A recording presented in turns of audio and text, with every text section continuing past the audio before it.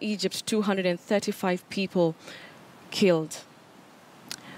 Coming back home, the Kenyan government has protested the travel advisory issued by Britain to its citizens ahead of Tuesday's inauguration of President Uhuru Kenyatta. The Committee on Assumption of Office Chair Joseph Kenyua says security has been heightened as the government prevailed upon the opposition NASA not to hold a parallel event on Tuesday, and as Duncan Hayambana reports, NASA leaders have been invited to Uhuru's swearing in.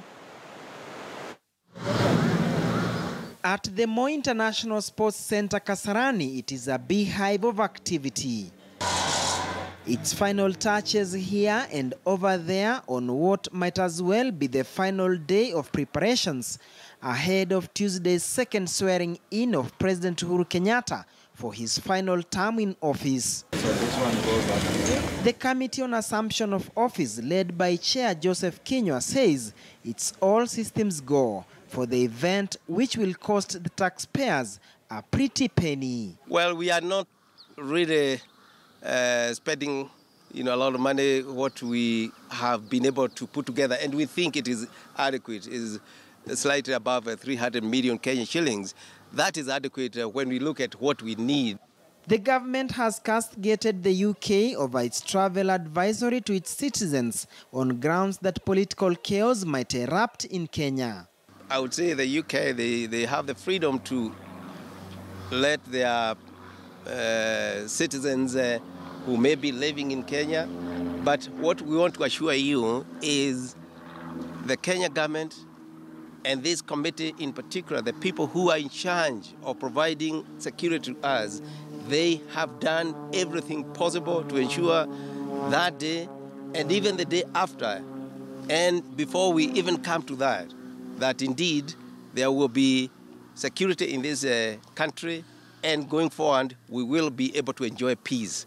I think it was, in my view, ill-advised. Though the government declined to disclose the list of invited heads of state and government, citing security reasons for her guests, the Chief of Staff says all Kenyans have been invited to the event, including opposition leaders in NASA. We have invited each and every person from all the political parties, not just NASA, all those from those parties that wanted to see whether the Kenyan public can consider them being president or otherwise. The National Super Alliance plans to hold a parallel event on Tuesday at Uhuru Park grounds, which its leaders say will be a memorial service for all Kenyans who died because of election-related chaos. But the government is pleading with the opposition to cancel their planned event. People who would want to be moving together as one, we really would plead that it is not for that particular date necessary to have other events. We focus on this important historic day, and we can be having other, events afterwards in which we can bring out what could be some issues that perhaps we needed to discuss. Unlike in 2013, Tuesday's swearing-in ceremony will be slightly different. The fundamental difference is, in 2013, there was an outgoing president and an incoming president. In this instance, there will only be a president, the president-elect. So there will be no transfer of the instruments of power. That will be dispensed with.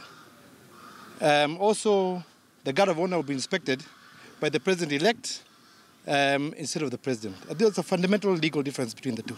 From Kasarani, it is all systems go ahead of Tuesday's 28th November swearing-in ceremony, which the government says will cost slightly over 300 million shillings.